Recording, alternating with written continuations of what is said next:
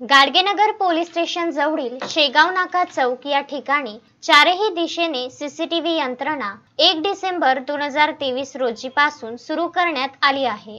Police आयुक्त अमरावती शहर नवीनचंद्र रेड्डी यांच्या संकल्पनेला सकारात्मक प्रतिसाद देऊन नितीन देशमुख, शंकर कासार, संकल्प स्पोर्ट्स आढाऊ यांनी स्वखर्चाने कार्यान्वित करून दिली आहे। या सीसीटीव्ही यंत्रणेचा कायदा व सुव्यवस्था राखणे तसेच वाहतूक नियमनाकरिता अत्यंत उपयोगी ठरणार आहे। या सामाजिक कार्यात पुढाकार घेऊन समाजाप्रती असलेले आपले सामाजिक दायित्व जोपासून व शहरातील प्रमुख ठिकाणी सीसीटीव्ही यंत्रणा बसविण्याची संकल्पना पूर्णत्वास नेण्याच्या दृष्टीने व समाजाप्रती संवेदना अधोरेखित केली आहे।